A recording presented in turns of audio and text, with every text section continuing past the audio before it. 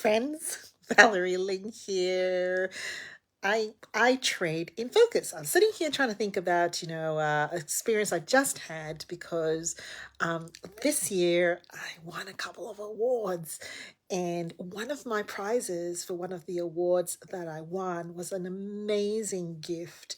It was the opportunity to go and network with some really amazing individuals who had, oh, that's my dog, who had also won awards, and to be given free access to a particular training event. And I agonized over this because I had to say no.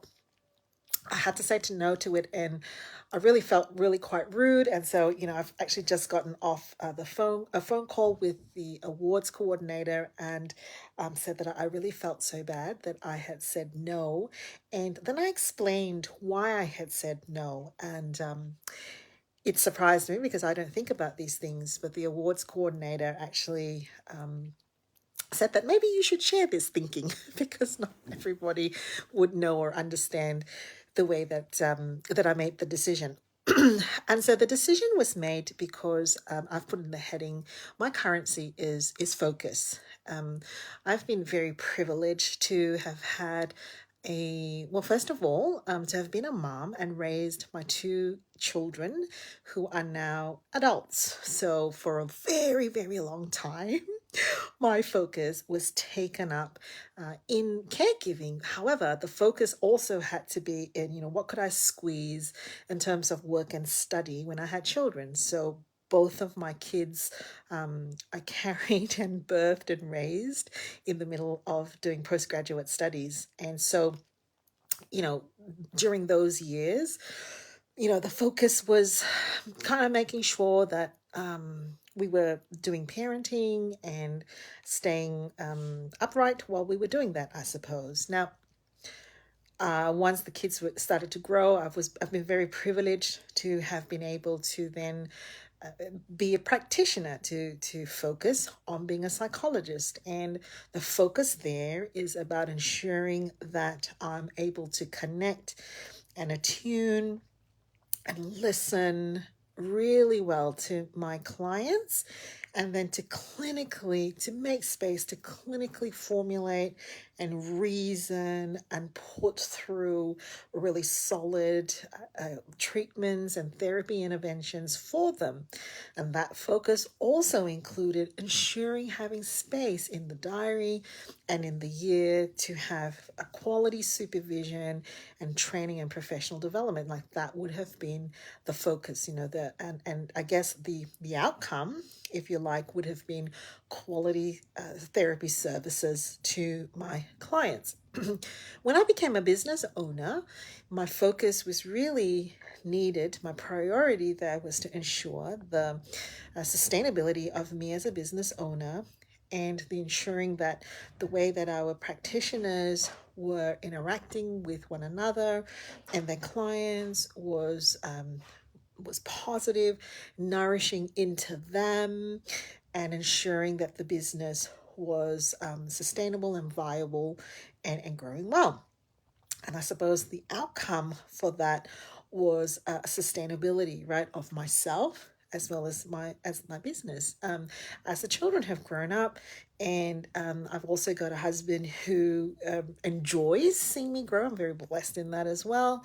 And the next season has come where I guess I've really stepped into a more of an entrepreneurial identity, and a lot of my activities have moved on from managing the clinical aspects of what I personally do and what my business does, and now actually working towards legacy and impact, right? So my focus right now, the currency now, the focus, the priority is to have innovation, to have partnership conversations, to dig deeper into understanding what is at the heart of issues such as burnout, what is really impacting leadership and well-being for them. And so the currency that therefore I trade in is focus, and I've got to ensure that there is enough focus and there is a decent mass of it so that the outcome is innovation. And When you have innovation and creative thinking and partnerships as your primary outcome and objective, the quality of your focus, the quality of your attention, the quality of your decision making, the quality of your analysis, your ability to maintain objectivity and optimism, all of those things are really, really important. And one of the best ways I've found to help me with that is to pre plan my whole year. And so, what will happen now is I'm about to go into a review, a sort of a review of the year, and just reflect and have a look at my launch plans from earlier in the year, and you know check on my own personal well-being, check on my personal values.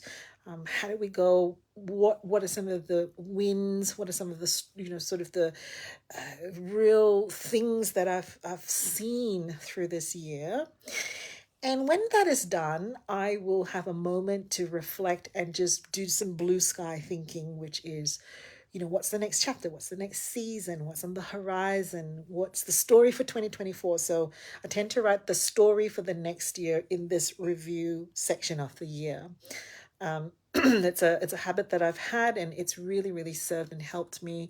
I tend to write the narrative and the story that I see for 2024, and I will write. It usually starts with, you know, 2024 is the year when. That's how it starts. That's how the 2023 one started. So 2024. So as a result, what then tends to happen is, after I do that review in November, we have a launch in January. So I will also take myself away on retreat again to really reflect. And in that first meeting, all the dates and our commitments are locked in for the rest of the year. That's done, right? When I say commitment, the team will decide on what are the key conviction and creativity projects we will commit to. And then we're all tracking along those projects for the rest of the year. And then every other meeting gets scheduled for the rest of the year. All of our socials, team socials, get scheduled in.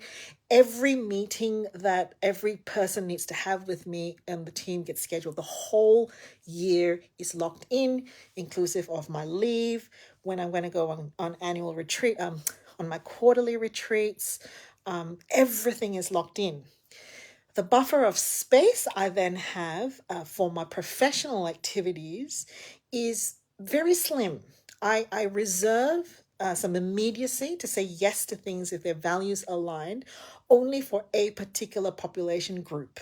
So, my priority population group, leaders, private practice owners, and uh, Christian clergy and health professionals, and leaders. These are all leaders. They will have I will have some flex through the year to respond to them, to prioritize them. But apart from that, pretty much everything is locked in.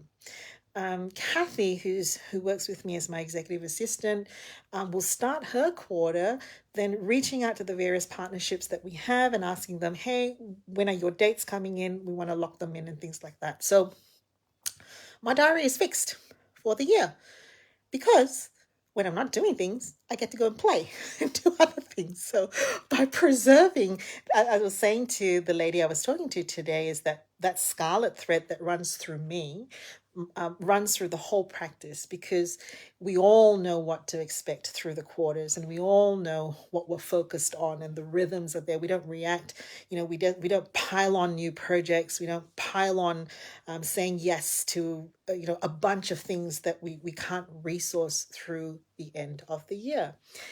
So, what that helps me do is to actually just preserve focus, because when those rhythms are locked in, I also have a regular pattern of escalating energy. So, high peak, and then I come down to reflect and evaluate, and then go up again, and then I come down to reflect and evaluate, and I've got this natural rhythm that goes through the year.